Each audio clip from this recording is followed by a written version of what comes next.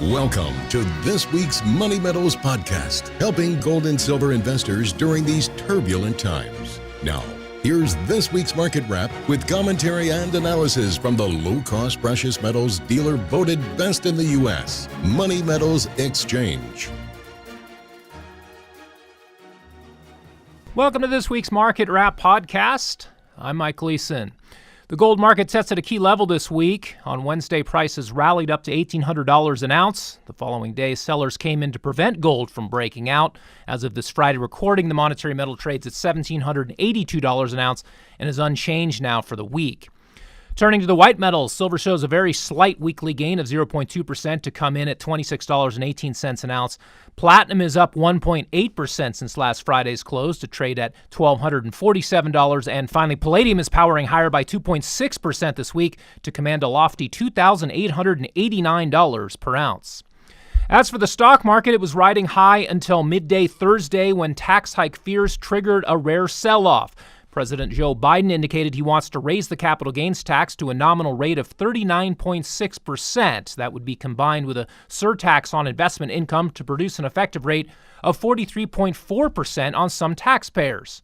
And investors who are unfortunate enough to live in a high-tax state like New York, Illinois, or California would face a total tax on investments of well over 50%. Punishingly high tax rates represent a big disincentive for wealth holders to continue putting capital at risk in the stock market, and some may now be inclined to sell before higher rates kick in. Given the 50-50 split in the U.S. Senate, the Biden administration would likely be unable to ram through its tax hike proposal as is. At least one moderate Democrat, Joe Manchin of West Virginia, has indicated he would prefer a smaller tax increase. But political risks on the tax front could increase after the 2020 midterm election, depending on how that goes. With a record-high budget deficit projected for the current year, Congress will likely grow hungrier for revenues. Against this backdrop, prospects for making federal taxation of precious metals fair seem dim. The IRS has arbitrarily determined that gains on bullion investments fall under the collectibles category and are ineligible for the more favorable long-term capital gains treatment applied to stocks. Clearly, Wall Street has more political sway on Capitol Hill than the sound money movement, but sound money advocates are making progress at the state level. The Arkansas Senate just overwhelmingly approved a bill to remove sales and use tax on purchases of gold, silver, platinum, and palladium coins and bullion products. Arkansas senators voted 30-1 to pass this measure onto the Arkansas House of Representatives. This measure is one of many sound money bills being introduced across the country this year. Bills to remove taxation on sound constitutional money are also being or have been introduced in Alabama, Hawaii, Iowa, South Carolina, Tennessee, and Ohio. The Ohio House of Representatives has approved a bill which helps Buckeye State citizens protect themselves from the loss of monetary purchasing power caused by federal money printing. The bill includes a provision to eliminate the sales and use tax on purchases of bullion products in Ohio. It would reverse Ohio's recent repeal of a long-standing sales tax exemption on the sale of precious metals. Seeing the harm caused to in-state businesses, tourism dollars, and Ohio investors, lawmakers now seek to reinstate the exemption. This is no surprise. In 2016, Louisiana politicians experimented briefly with slapping sales tax on precious metals purchases. They quickly reversed course only 1 year later and reinstated the exemption on precious metals because businesses, coin conventions, and state tax revenues were leaving the state. Sales tax are typically levied on final consumer goods. Computers, shirts, and shoes carry sales tax because the consumer is, quote, consuming the good.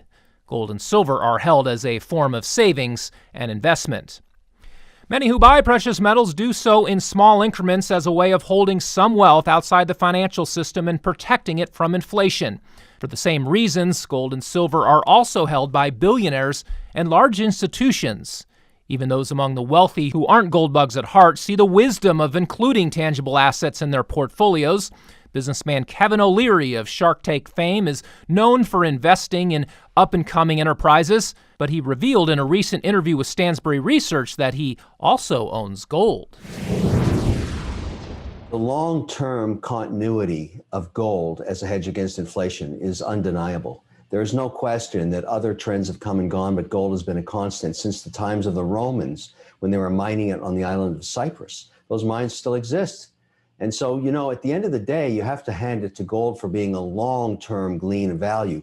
The other issue, if you're really concerned about hyperinflation and the ability to have an asset that is a solid asset. And the trouble with crypto, you can't really see it. You have to hold it in a wallet. It exists in the ether, the digital ether. Gold, you can actually physically hold a bar of gold. Now, that could be a pro or a con, depending on the way you think about it. Now, I own gold. I have a 5% weighting in gold. To be specific, 2.5% of it is in physical gold. I pay the storage. The reasons for owning gold and silver seem to grow by the day with everything that is going on in Washington, all the accumulating negatives for the U.S. dollar. This week, the Biden administration aggressively pushed its version of a Green New Deal. Their plans for dealing with the perceived climate crisis entail a radical transformation of the entire U.S. economy. In remarks Wednesday, Treasury Secretary Janet Yellen vowed to take a, quote, whole-of-economy approach to moving the U.S. toward net zero emissions. That would entail a massive reduction in conventional energy usage and a massive government-directed reallocation of resources. Switching from gasoline-burning engines to battery-powered motors on an increasingly large scale will have profound implications for investors. The electrification thesis depends crucially on metals including copper, nickel, lithium, and silver remaining plentiful and affordable. Over the past year, many of these markets have skyrocketed in price. They could skyrocket further on rising demand and diminishing reserves, not to mention the inflationary policies of the Biden administration and the Federal Reserve. Silver is both a monetary metal and a green energy metal, used in everything from solar panels to electric vehicle motors to battery charging stations. It could prove to be one of the best investments for the times ahead.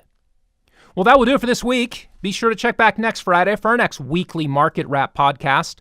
Until then, this has been Mike Gleason with Money Metals Exchange. Thanks for listening, and have a great weekend, everybody. Thank you for joining us for this week's Money Metals podcast. Be sure to come back next week. And don't forget to subscribe to our podcast through iTunes for answers to all of your questions, or to discreetly and securely buy or sell gold or silver coins, bars, and rounds. Call 1-800-800-1865 or visit www.moneymetals.com. Our knowledgeable and no-pressure specialists are standing by between 7 a.m. and 5:30 p.m. Mountain Time, Monday through Friday. Or you can lock in your order online, 24 hours a day, 7 days a week. Again, visit us at www.moneymetals.com or call 1-800-800-1865.